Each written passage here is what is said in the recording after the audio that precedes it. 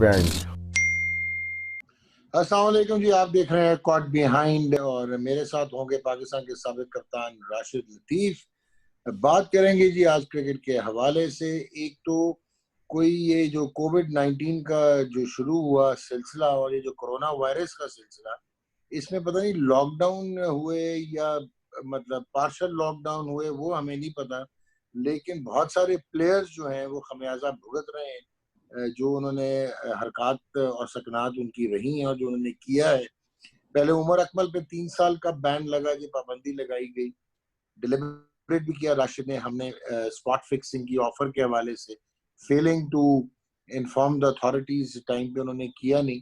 और फिर अफगानिस्तान अगर हम हमसाए में चलें तो वहाँ पे जो हैं शफीउल्लाह शफक, उनके अफगानिस्तान के बहुत अच्छे विकेट कीपर बैट्समैन जिन्होंने 24 वनडे इंटरनेशनल्स खेले और 46 टी20 इंटरनेशनल में अफगानिस्तान की नुमाइंदगी की, वर्ल्ड कप में भी उनकी टीम का हिस्सा थे, उनको 6 साल के लिए बैन कर दिया गया है जी।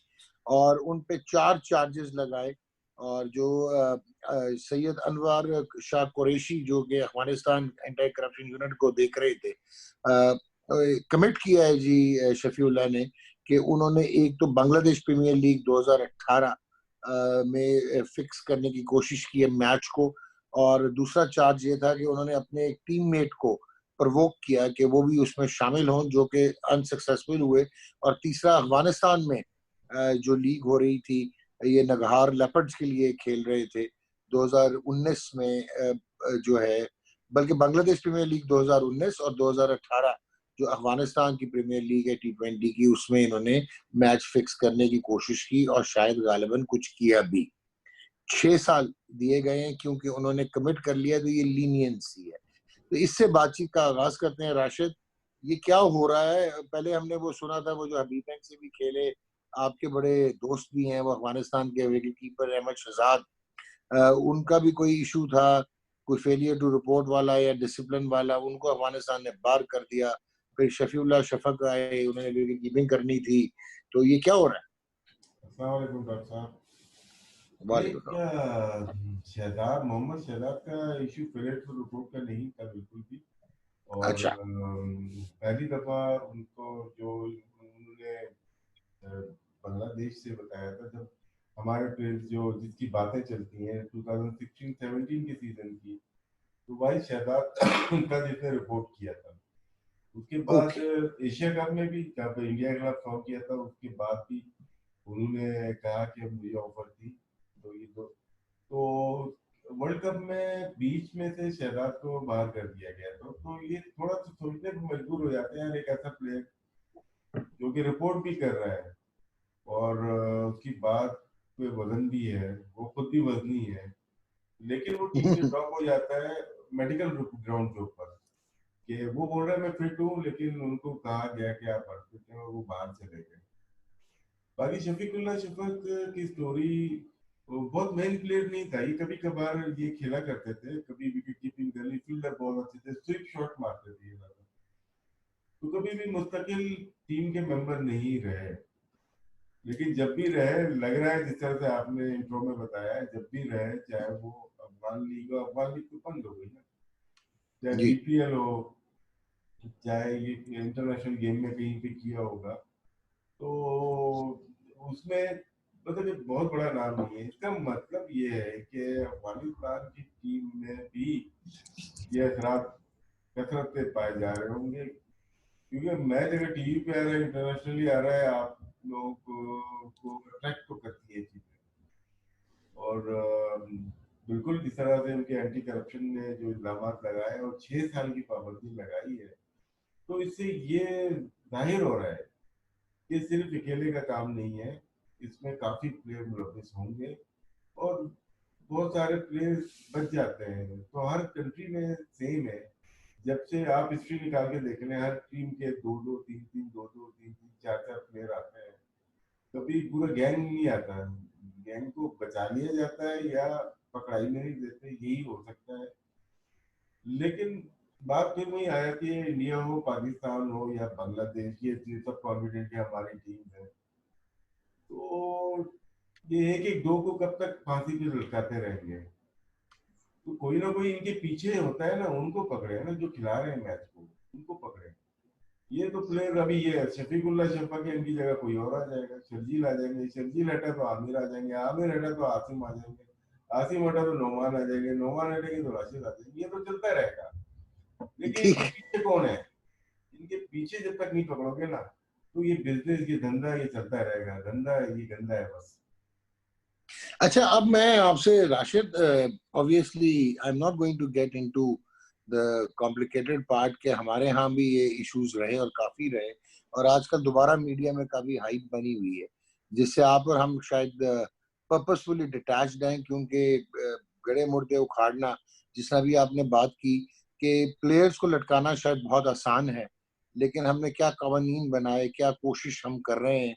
लेकिन इंटरनेशनल अगर आप एक स्पेक्ट्रम में देखें, तो मैं अब उसी तरफ आ रहा था कि ये अभी अफगान लीग की बात हो रही है, वो बंद हो गई, श्रीलंका की लीग बंद हो गई। उसके बाद अभी बहुत सारी जो फ्रेंचाइजेज हैं, सारे बोर्ड उसको तकवीत देते हैं, आईसीसी विंडो क्रिएट करता है, चाहे वो इंडियन प्रीमियर लीग है। तो मुझे ये समझाएं आप कि क्या आईसीसी को ये नजर नहीं आता कि जब से ये फ्रेंचाइज क्रिकेट आई है, तो ये चीजें, ये स्पॉट फिक्सिंग और ये मैच फिक्सिंग, ये ज्यादा होता जा रहा है।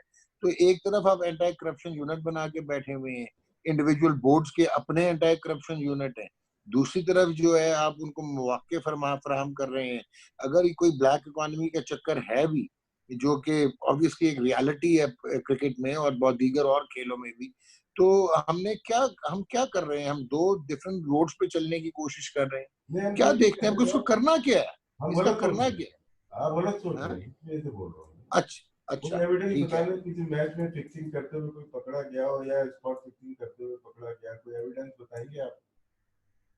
आप सही कह रहे हैं कि बहुत ये ट्रिकी चीज है कि मैं उठ के ये कहूं कि हाँ यार, राशिद लतीफ का ये एविडेंस है और राशिद लतीफ ने ये किया था। ये तो कभी भी नहीं हुआ। हम तो तब यहाँ एलाबाइज तो पे क्या चले है, हैं, या तब मफरूजों पे तब चले हैं, या सर्कमस्टांशियल एविडेंस पे चले हैं। सबसे पहले ना इसमें आईसीसी के लॉज हों या पीसीबी के या किसी भी कंट्री के एंटी करप्शन यूनिट के जो कोड है, उसको उसमें एविडेंस जो है ना, एविडेंस नहीं मिलेगा, ये याद रख लीजिएगा आप। वो बहुत ही बेवकूफ होगा जो एविडेंस देके जाएगा। आप और मेरी तरह होगा, एविडेंस देके चला जाएगा डॉग। ठीक है, नहीं, बड़ी अच्छी बात कर रहे हैं आप। डॉग इसमें शहादतें होती हैं। मैं पहले भी इशारतन बोल चुका हूँ, इसमें शहादतें हैं। आप 4 रख लो या 3 रख लो। अगर इस्लामी कंट्री है तो 4 होगा तो ज्यादा अच्छा होगा। अगर मैं किसी पे इल्जाम लगाता हूँ, जैसे पास्ट में हुआ, अगर मैं किसी पे इल्जाम लगाता हूँ, तो वो 4 शहादतें मेरे पास जरूरी होंगी। ठीक, ठीक। ठीक है ना? अगर लोग सबूत की बात करते हैं तो 4 तो हमने कर लिए थे ना, तो इसलिए हाँ, सजा हुई थी। बाकी सोचने वालों के लिए इशारा काफी है।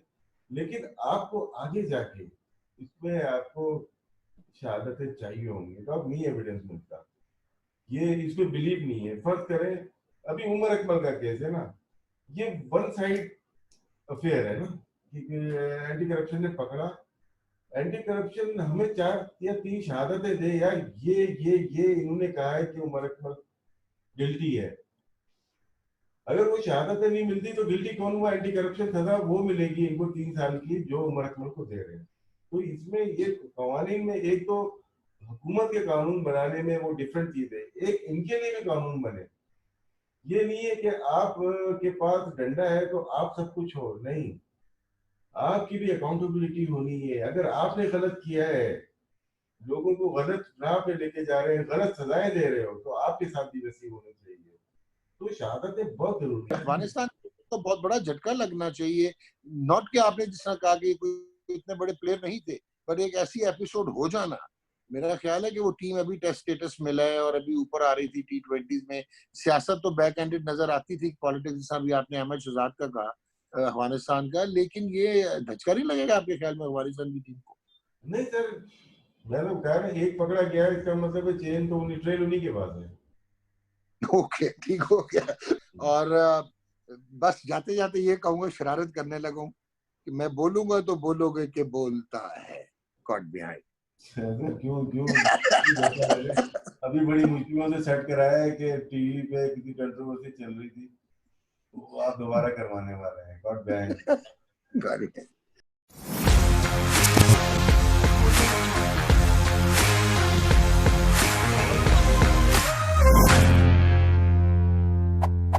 caught behind.